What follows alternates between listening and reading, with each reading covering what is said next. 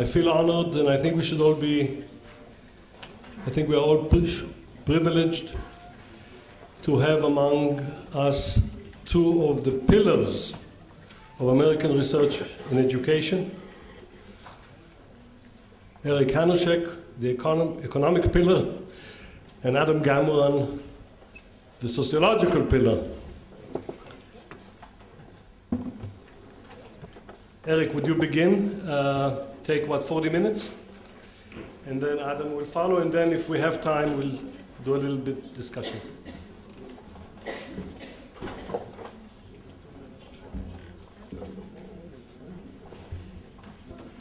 Thank you for having me. This is always a difficult choice here. The speaker always wants everybody to be in their seat and listening to me. But of course, I recognize that it's much more interesting to be out having coffee with everybody else, and that I'm breaking you away from the highlight of the conference. So I will try to lead you through a few thoughts here and maybe stimulate some further conversation as we go along. This is going to follow on to Bob Topel's talk, but I'm going to focus the discussion a lot more to try to talk about quality of schooling, which I have come to believe is the important issue, and I'm going to try to convince you in a very short time that that's the case. So the three main ideas that I want to have in this talk is essentially to convince you that quality is valuable. Now, you might think that this is kind of silly because most people who talk about education just acknowledge and believe that quality is important, and that's just the underlying premise of everybody's position. What I'm going to try to do is to convince you that you've all underestimated the importance of quality, that it's a lot more important than you think it is, and that it's worthy of doing fairly substantial policy changes to try to improve quality. Secondly, I'm going to say something that probably doesn't upset too many people in the general form, and that is that the teacher, or the quality of the teacher, is the central and most important issue in schools. What's going to be a little bit more upsetting is how we measure the quality of teachers and what we use for policy instruments to try to improve the quality of teachers. And then thirdly, I'm going to talk about fundamental institutions of schooling that help to promote higher quality teaching. And I'll go through that rather quickly, but based upon international evidence and some of the US evidence that we have. So that's where I'm going. Where I'm going to start is actually picking up on things that Bob Topel had talked about. About 20 years ago, there was a revolution within the economic profession, and that was a recognition that, in fact, it is the growth of economies that's the most important thing for the long-run well-being of economies. Economists have been fixated on ideas of business cycles and recessions. And you see that today worldwide with the recession of 2008, where people are only focused on the recession. What I'm going to argue here, and what a number of economists argue now, is that differences in economic growth are much, much more important in terms of the economic well-being of societies than just the business cycle things that we're looking at now. This is not an argument that we should ignore business cycles, but it's an argument that we should not ignore the larger issues about economic growth. And economic growth, I'm going to link directly to human capital, or the knowledge and skills of the population.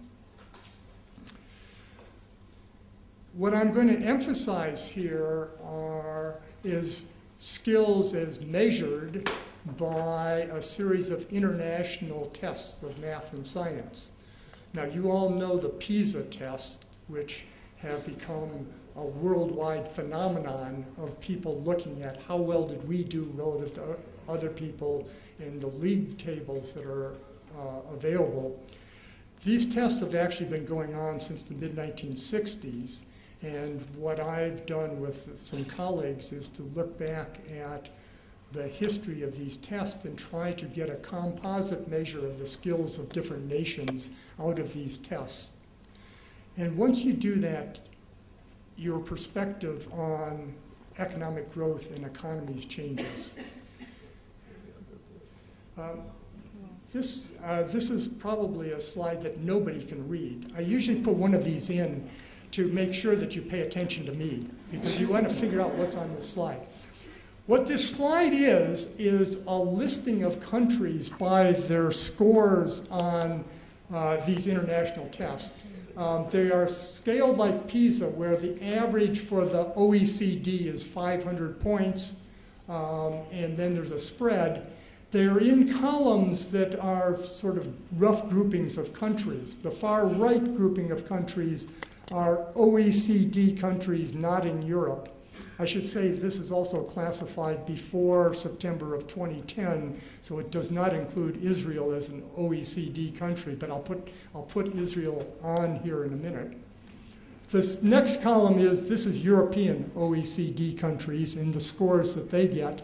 And so you see that the mean is roughly 500 of these countries, if you took the average. Over on the left-hand side is Latin America, and then non-OECD, non-East Asian countries down here. And then there's a scattering of countries that don't fall into any of those categories in the middle. But the important thing to point out here is that there's almost a complete separation of developed countries on these scores and developing or undeveloped or less developed countries on the left-hand side on these scores.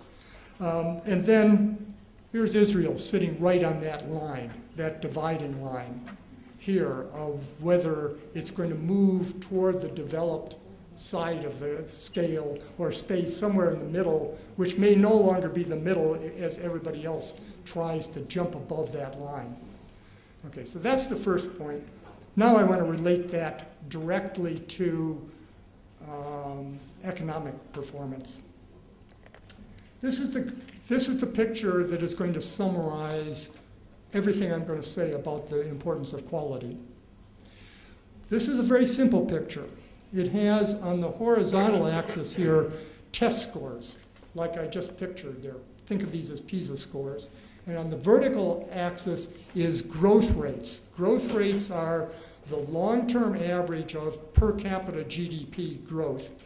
Well, this is actually over the period 1960 to 2000. So this is a long history of world differences in growth rates.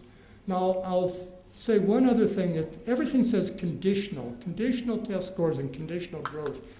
That's to point out the fact that this comes from taking into account where countries start in their growth.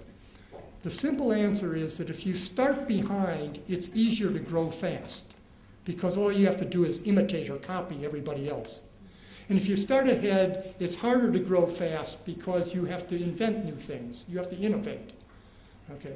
But once you take into account where the countries start, what you see is that countries of the world that we have test scores for and growth rates fall very close to this line.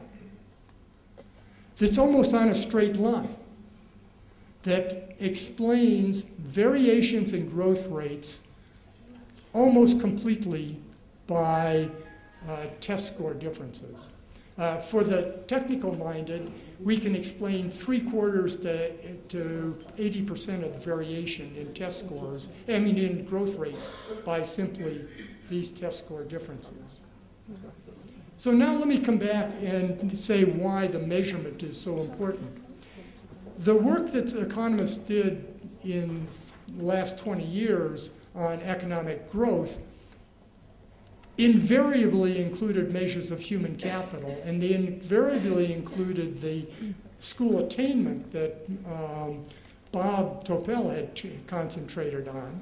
And in fact, if you do that, you get a similar picture. So this is years of education, school attainment, versus growth rates. And you see there's this same upward sloping line.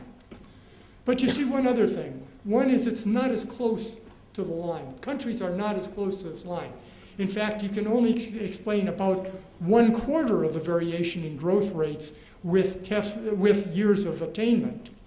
But that's not the key element. The key point is, what happens if I simultaneously include measures of school attainment and what people know, what they learned when they were in school? That's this line at the bottom. It's a perfectly flat line. It says, once you take into account what people know, years of schooling, variations in years of schooling have nothing to do with growth rates.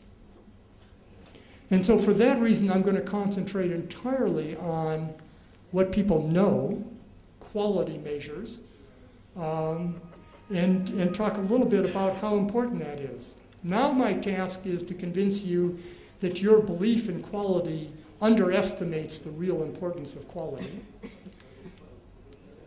So I'm going to do a series of projections. I'm going to say, they all have this very common format. The projections say, let's think of a school reform policy, general policy, that we put in place today that takes 20 years to be perfectly effective because nothing in schools is very fast. So we're going to allow for 20 years of improvement in performance to reach some standard. So the first thing I'm going to do is, what happens if we got 25 points more on the PISA test? That puts you halfway to the OECD average, from basically 450 to 475 on the PISA test if you've looked at those numbers. And what I'm going to do is try to figure out what's the value of that today on the economy. Now, what I have is, I'm going to start with that picture of the growth rates. And if I take that growth rate that I had before in the picture of test scores and growth rates, and sort of compare that to zero growth, is what would happen if we just did everything you're doing today. If the economy didn't change, you had the same human capital, you had the same institutions and so forth. But the dark line here is essentially the added growth that the historical record projects that would come from a 25-point improvement in the PISA test.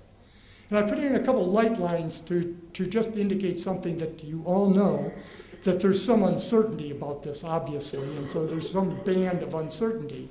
But I'm just going to concentrate on the dark line for a minute.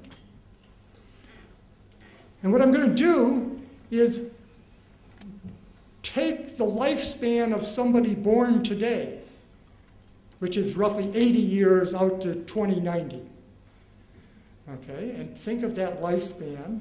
And what I want to do is simply sum up the added GDP that would come from this improvement. That's under there.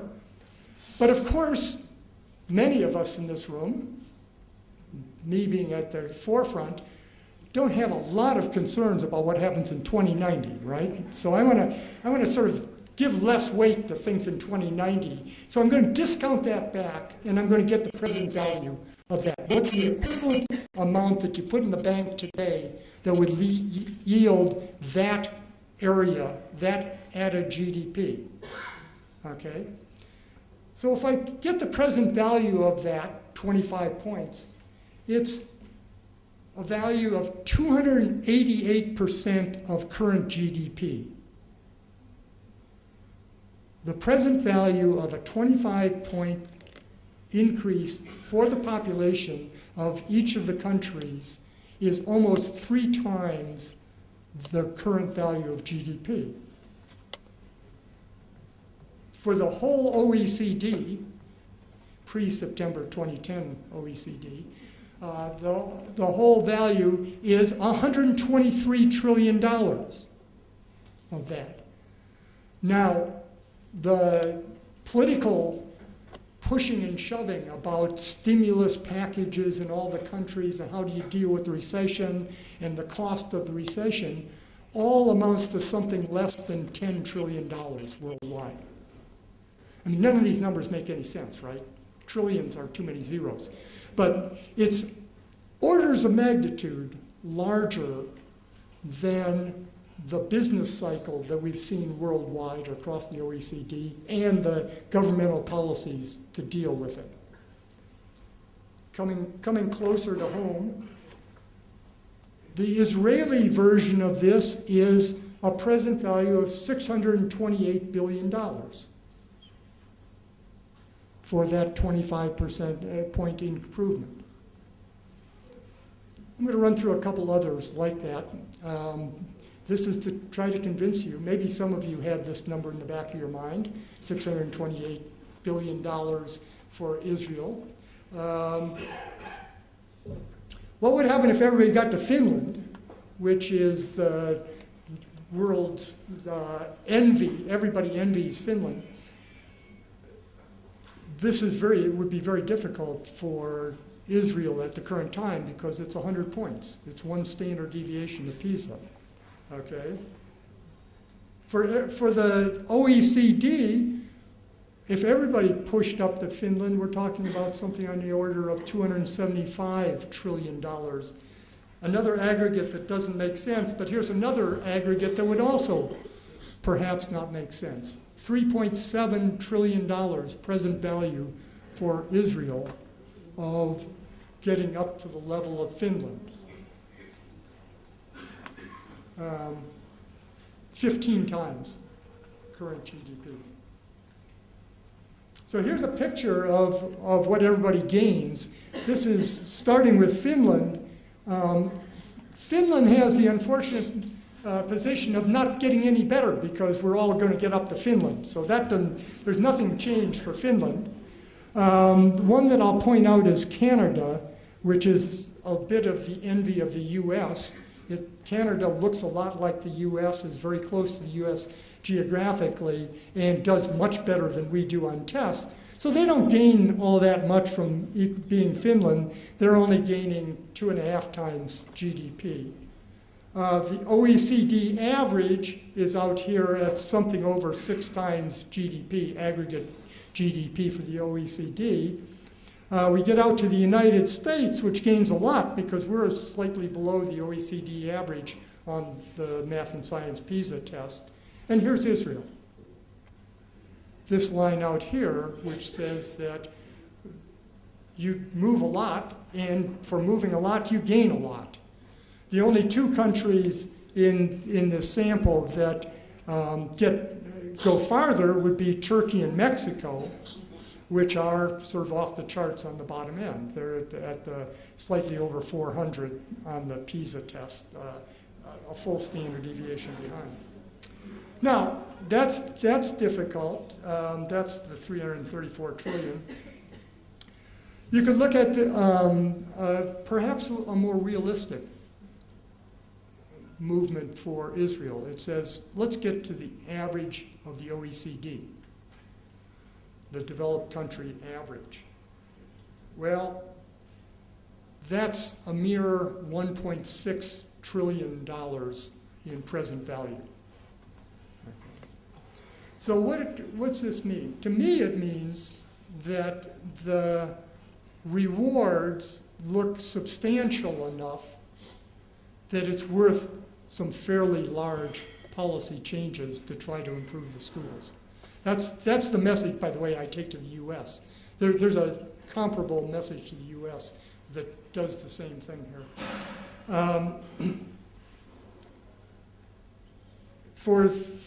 To preempt the first question, or early preemption, so aren't these numbers too big? And so the normal answer is, we'll cut them in half. Just cut them in half. We've overestimated by 100% the past history that we're relying on has given us an answer that's 100% too large. They're still large enough, in my estimation, to take seriously.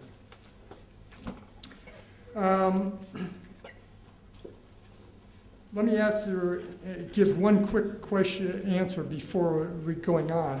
I've been looking at just the average scores. We've done a little bit of work, most recently with my colleague Ludger Wussmann at University of Munich, have done a little bit of work to try to say, well, is it the average, or do you need rocket scientists, people at the top, or do you need education for all, the bottom end of the distribution? The answer that we get is that both seem important. And in fact, they reinforce each other. There's a little bit of evidence for developing countries that having rocket scientists, top end, is a little bit more important. It's more important having rocket scientists in developing countries because imitation takes a lot of skill in organizing that, I think, is the answer. But I won't go into great detail here, but it basically says you got to improve the whole system, not just concentrate on the elite or not just concentrate on the bottom end. As an aside, all of this I have in the title Education for All. I think one of the actually bad policies of the world is the World Bank policy on education for all. How could anybody say that? What they want to do is get everybody up to at least 8 years of schooling worldwide. How could that be wrong? Well, the reason it's bad is that it encourages countries to meet 8 years of seat time, somehow defined, but nobody has to learn anything.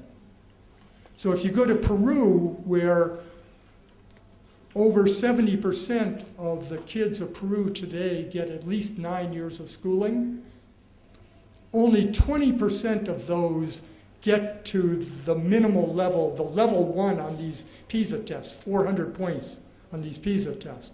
So they're spending a lot of time in school, but can't get up to minimal level. Level 1, by the way, with Education for All, is roughly, for math, if you give somebody a problem with all the parameters, they can solve it. So it would be a problem such as, I'm told the exchange rate between dollars and shekels, and I have bought a ticket in dollars. How many shekels would that cost? And 20% of the 9th graders in Peru can solve that exchange rate problem. 16% of the 9th graders in the US cannot solve that problem. So and there's still room throughout, and it's going to be a larger percentage in Israel that can't solve that exchange rate problem. So let me run through some policy options. I think that this is going to set up Adam Gameron's talk, but let me run through some top-level things. The first one, the standard policy option of every country in the world is, shouldn't we spend more on our schools? Isn't that the way to go after it? If we take schools seriously, doesn't it require more resources to get better? I give you just one simple picture here. This is countries on 2003 PISA score math performance against their cumulative educational expenditures per student. If I draw a straight line through there, I get a slight upward slope, suggesting that money might have some impact, except until you recognize that that line is entirely driven by Mexico and Greece.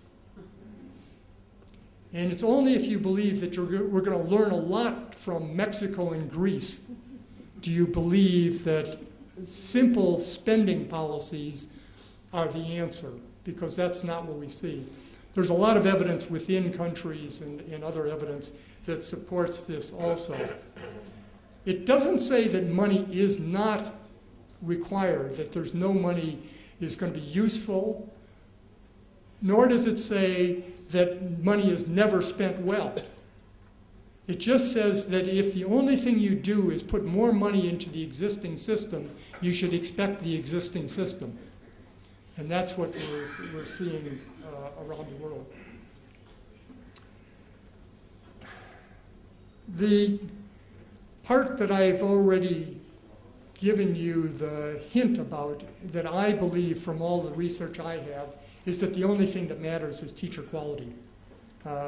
Everything else is little fixes around the edge compared to improving teacher quality. We have the strongest evidence largely from detailed micro studies, but we have studies in Israel with Victor Lavie has done some. We have most of the studies come from the US on variations in teacher quality, and that teacher quality stands out. But the evidence suggests that it is not related to our common measures of teacher quality. The evidence, I'm going to start giving you largely US evidence with a little mixing in of other countries, because that's where the data have been available, and that's where the analysis has been done. But it suggests that having more education, master's degrees of teachers, has no relationship with the effectiveness of teachers. So that if you take your child to school and the principal happily declares that this year your teacher has a master's degree, you should know that that conveys no information about the expected effectiveness of that teacher. Similarly, teacher experience past the first couple of years has no relationship. So a fifth-year teacher on average is equally as effective as a 25th year teacher. There is some gain in the first couple of years. There's a little bit about learning the craft, but after people learn the initial things about how to manage classrooms and present material and get their notes together and so forth, then there's no systematic gain with experience. Now the important thing about that is virtually every salary schedule for teachers in the world is based upon the amount of education and the amount of experience of the teacher. And that has nothing to do with how effective the teacher will be. There is the real conundrum, and that's the real problem that most countries face in terms of improving their schools. There is, at the same time, considerable evidence that we can observe teacher quality both through some information on test scores of students, tracing out which classrooms kids gain the most in, learn the most in. But more importantly than that, I think, there's evidence to suggest that principals in schools can, in fact, fairly accurately place teachers into the top group or the bottom group, with a lot of uncertainty in the middle. But in my opinion, placing teachers into the top group or the bottom group is essentially all you have to do. You want to keep and reward the people in the top and not keep and not reward the people in the bottom. That's hard to do. A lot of this is under the title value-added measurement. This has become fairly popular internationally. It's an attempt to separate out the impact of the teacher from other influences on achievement. We know that parents are extraordinarily important in the achievement of kids. We know that the other students are probably important, that the neighborhood they come from, and all of this. There's been a lot of work that's tried to find the independent impact of teachers, which has been labeled for shorthand purposes the value added of teachers. The formal work has been trying to statistically adjust the growth and achievement for these factors. This work shows the impact of improving teacher quality, and I'll come back to that in just a second, in the same way as I talked about the impact of achievement on economic growth. I can talk about the impact of good and bad teachers on achievement. There's been a lot of consideration in both policy circles and academic circles in the United States and elsewhere about how you use measures of value added in rewarding teachers or having teachers pushed out of the system, for other words. It's a large area of current research, so I won't go into it in detail. There's uncertainty on a variety of elements. What we do find is that if you follow a teacher from one year to the next, you can find consistent estimates, consistency in the impacts of teachers. It's not all random and a lot of noise, but you can in fact find the teachers that do well if you look over multiple years. The magnitudes are large. In the United States, we compare poor kids' achievement to that of better off, the achievement of kids from better off families. Some people say, well, the family is the only thing that counts, that that's important and that you can't overcome the impact of a child coming from a disadvantaged family. The evidence we have from estimates of the value added of teachers is that 3 to 5 years with a good teacher can overcome the deficits of poverty that certain kids bring. So that there is the capacity of schools to, in fact, overcome these family background differences, however important they are. They are important. The other thing that we've seen is there's been actually an introduction of some of these value-added measures into actual policy. The best example is Washington, D.C. Washington, D.C. 2 years ago instituted an evaluation system of teachers that had two components. One component was using the statistical measures of value added if it was available. But those statistical measures are only available for a small subset of teachers because they insisted on watching teachers over multiple years, and there are only certain subjects that are tested regularly for which you can get these measures. The bigger evaluation is that they introduced a serious observer coming into classrooms multiple times with regular protocols of how to evaluate teachers. And for the last 2 years, the composite evaluation of teachers from this system has been used to provide fairly large rewards to the good teachers, the top end of the teacher distribution, and to fire several hundred teachers who repeatedly did poorly on these evaluations. Multiple years of bad evaluations led to them being fired. Now, that's not to say that there wasn't a huge fight over this and that the unions gleefully went along with this, but they have gone along with it, and it's part of the contract now. So let me come back to one aspect that I think is extraordinarily important and that does not make me the friend of our teachers' unions, per se. If you take estimates of the variation in teacher quality, which are fairly consistent, we now have a dozen estimates of teacher quality from very different cities, very different states that give us very consistent estimates of how far different is a good teacher from a bad teacher. And you take that information and you say, let's do the following mental experiment. Let's line up teachers from worst to best. And then let's start at the worst end and say, what would happen to average achievement if we could replace the bottom 1%, 2%, 3% with just an average teacher. Not with a superstar, but let's just replace the bottom with an average teacher.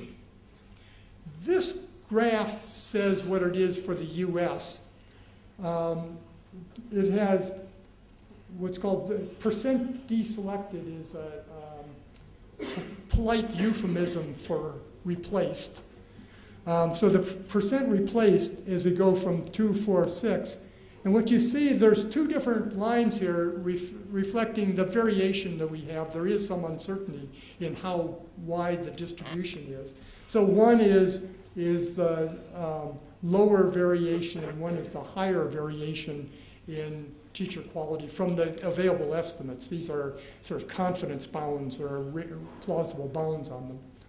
And what you see here is if I go out on the blue line here, if I go out 6% of teachers, if I could replace the bottom 6% of US teachers with an average teacher, we could be Canada.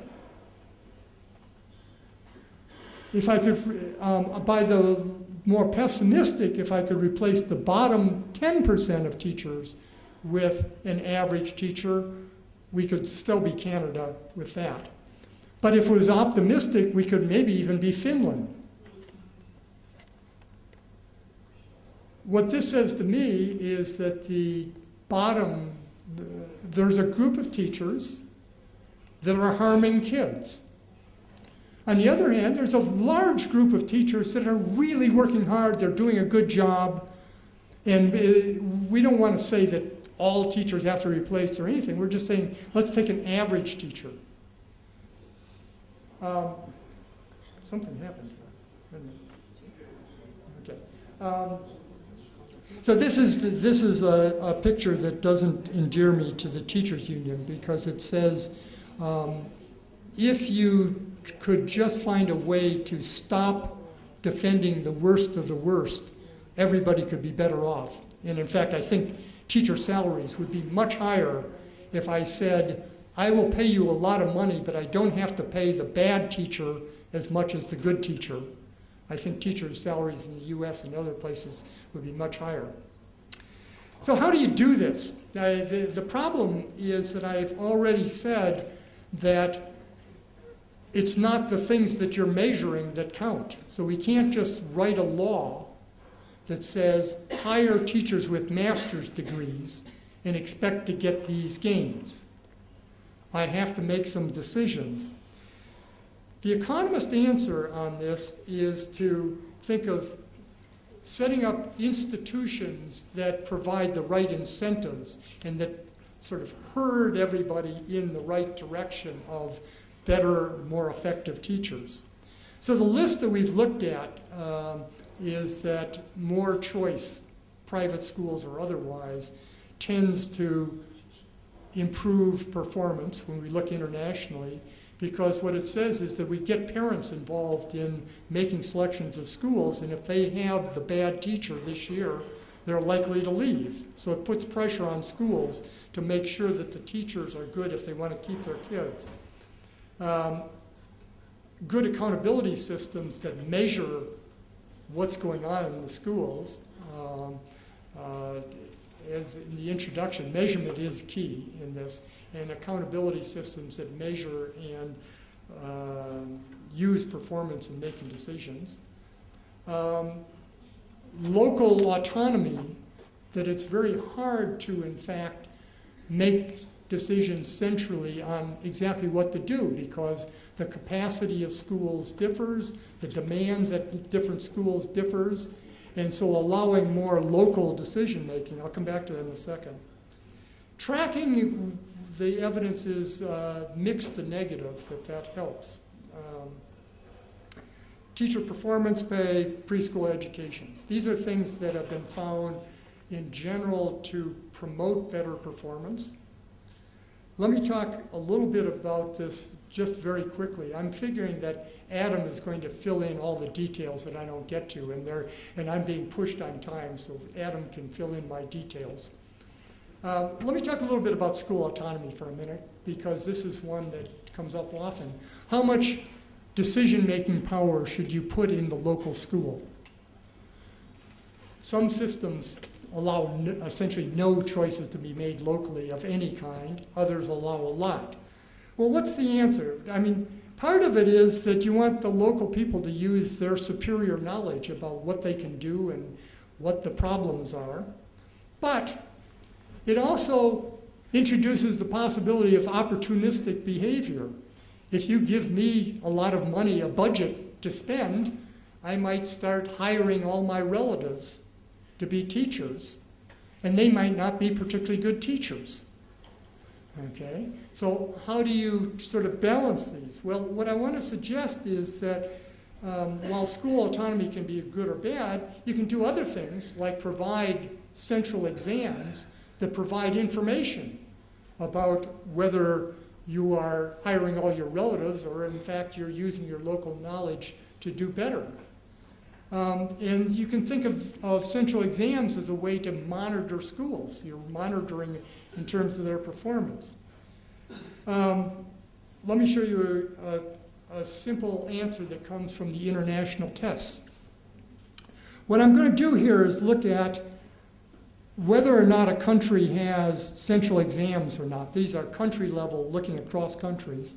No exams versus having central exams. I'm going to look at whether the schools in the country have local decision-making power over the salaries of teachers. So if I start with the no central exam case, what you see, and I'm going to compare them all to whether there's autonomy or not, and what you see is that with no central exams, it's not a good idea to let schools have their salary decisions. They apparently, on average, make opportunistic decisions. They pay their relatives more when in fact they shouldn't, and they don't get performance. But look what happens when I add in central exams. With central exams, both the performance is everywhere higher, the blue lines, and central exams plus autonomy, local autonomy gives you the largest impact on student achievement from this international data. So the message here is that yes, incentives are worthwhile and important, but you have to be very careful because incentives can go badly if you don't put them into the right balance. There's another story from school autonomy over resources, of funding resources, how they do their budget. You get the same answer.